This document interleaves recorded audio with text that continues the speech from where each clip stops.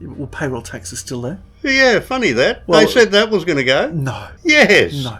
In New Zealand, it came in at 10%, and then insidiously, of course, it raises, and it did. It raised to 12.5%. But this elevator doesn't just stop on one floor. Of course not. It went up again, and it was raised now to the current level of 15%.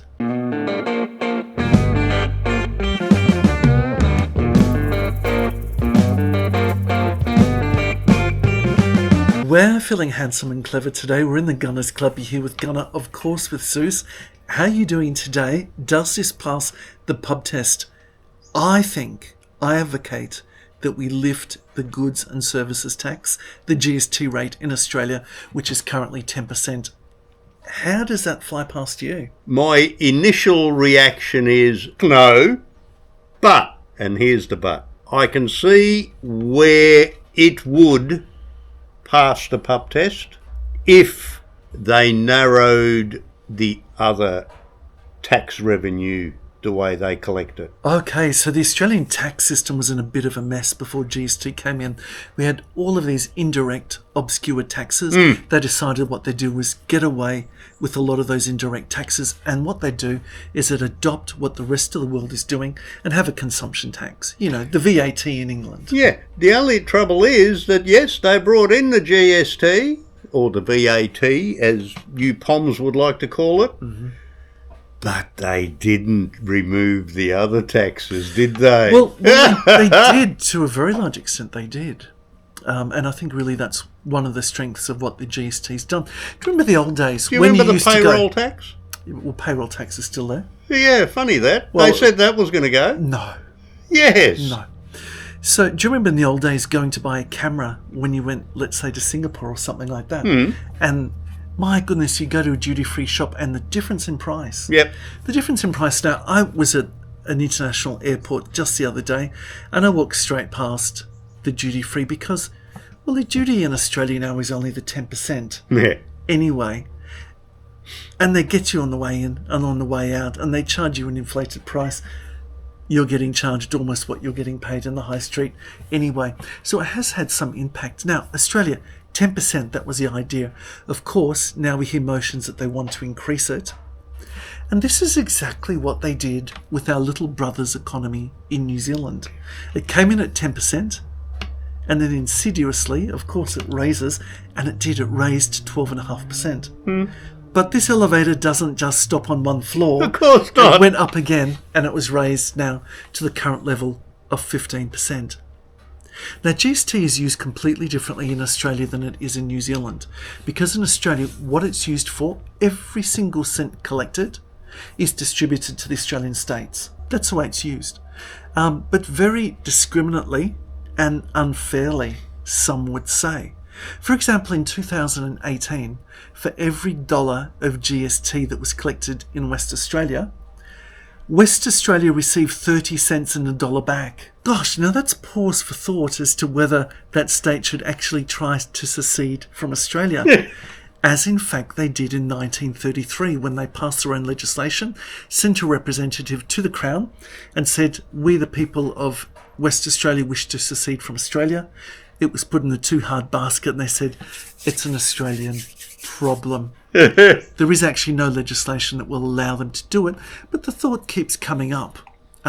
West Australia, I was there again last month for an accounting seminar, of all things, can you believe it? It operates completely different to the rest of Australia. Now, we've got smaller states by population in Australia like Tasmania. We've got territories like the Northern Territory. Now, for every dollar the Northern Territory collects in GST, they receive over $5 back from that pool. So you see, it's very discriminate the way the GST has been applied, but it does go back to the states. That's not how it works in New Zealand. But because it goes back to the states, it means that there's money there for things like roads. Yep. There's money there for things like the hospitals. You see, let me take you back. Prior to World War II, the Australian states levied income tax, not the federal government. That's right, yep. It's interesting, isn't it? And there's still no legal reason why the state of Victoria, for example, could not levy income tax. They still can. But you see, what the federal government said was, okay, well, if you decide to levy tax, we will still levy income tax federally. It would mean that a resident of Victoria would pay national income tax and state federal tax. And state income tax. That would mean they're paying income tax twice. Everyone would move to Sydney or to Tasmania. You could see it happening overnight. So GST, when it came into Australia, we didn't follow the New Zealand system where it's basically a blanket 15% now on everything. In Australia, it's 10% on non-excluded items. And remember, there was the idea that, well, for basic food products, Australians shouldn't have to pay a consumption tax on that. Because it's a regressive tax. It's a consumption tax. If you buy an apple at the supermarket, if you're on a high income, it affects you less than a person on a lower income. Yep. So if you just don't tax the apple at all, there's no regressive impact at all. The person with a few dollars in the pocket is not hit by the tax at all. Neither is the more wealthy person. Okay, that's what they did. But New Zealand, you see, that their system is a lot more broad. So there's a couple of options for Australia. Either we could lift the GST rate, or we could simply make it broader the way that it's applied. Or effectively, we could even do both. But have a look at the economic state of some of the political states of Australia. Look at Victoria and the absolute disaster in the wash of the political decisions by the Labor Party. Oh my God. With COVID. We are living in a bankrupt state. If you don't believe we're in a bankrupt state, go back to a previous video that we've done, or simply take your car for a ride down any of Victoria's high streets. These are the sort of things that would make a South African weep, just the state of disrepair of what we've got. So you see, GST is collected, then it's distributed proportionally and in terms of need, and it goes to things like the roads. If we could actually lift the GST, there would actually be a fighting chance of Australia, I'm saying Victoria, actually paying its interest costs and then starting to pay down some of the principal of its state debt. That would be a hard game, especially seeing as the interest on the debt that it's accumulated has gone up because our ratings have gone down. Have gone And down. I would argue that's because of political and societal mismanagement in the wake of COVID by the Labor government. That's my 2 cents on it. Now, you could say Australia is already very heavily taxed. Why do we want to go ahead and raise the GST? Well, actually, we're not. But I don't have an issue with them raising the GST. Our taxes are so complicated as they are now. What they need to do is remove whole sectors of tax that are just madness. And then, then raise the GST, and that would be more equitable for everybody, I would argue. Well, that's one of the reasons, I guess, why GST is effective. It's simple to understand. People pay it. It's paid on consumption. And it doesn't really affect, I guess, the input into the economy. Because remember, it's only the final user of the good who pays the GST. So it really shouldn't affect things like investment into the economy. It shouldn't affect savings so much either. It can have inflationary impact. When New Zealand last raised their rates by 2.5%, there was a 1% corresponding rate on inflation. So I acknowledge that can be an issue that can occur. But in terms of Australians paying too much tax, in the 38 countries of the OECD, there are 30 countries that pay more tax proportionally than Australians do. We're hanging close to the bottom of the table. About 30% of our GDP is paid in tax.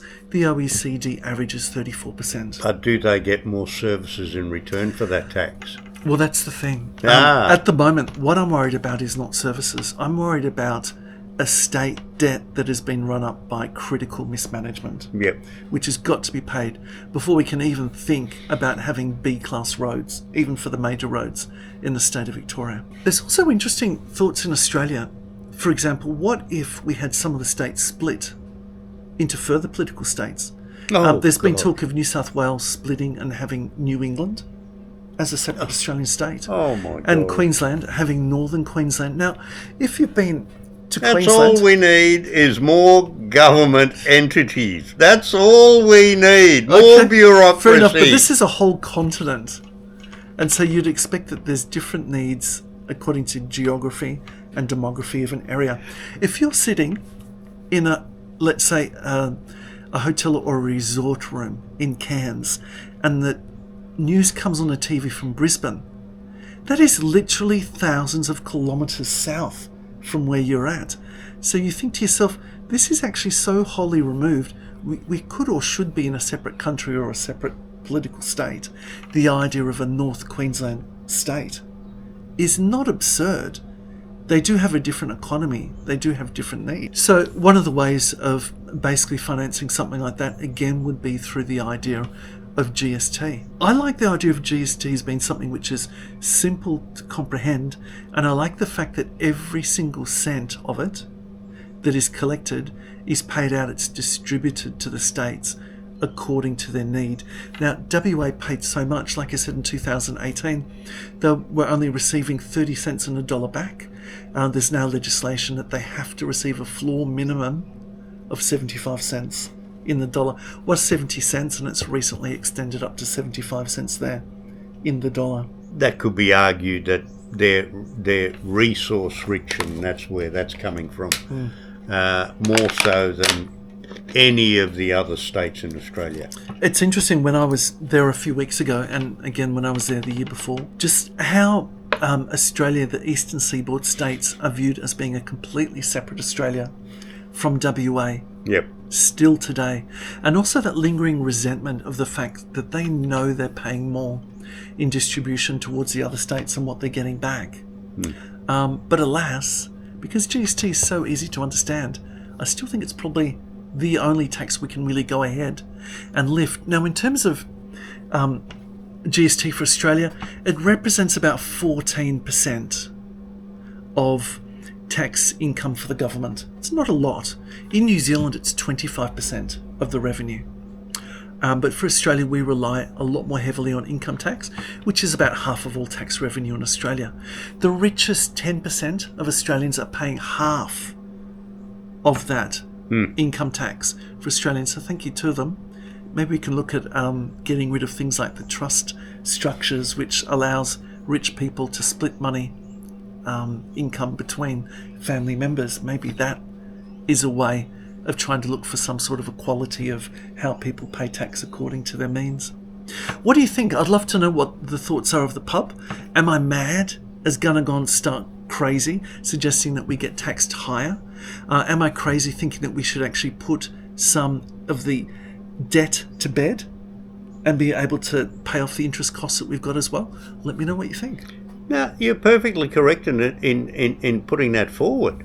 As I said, I have no problem with GST going up to even 20%, provided we have wholesale restructuring of the rest of the tax system to not make it as complicated as it is.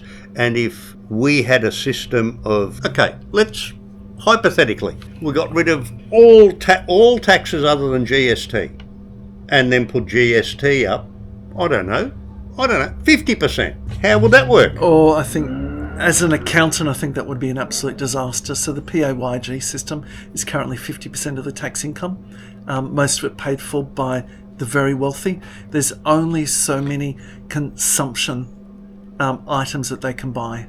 Well, so don't you think that the rich buy higher value goods, rating a bigger GST? Yeah, it works a little bit differently, I guess. So if they're buying a house, a holiday house, you wouldn't have the GST upon that. Well, it should be. That's the whole point.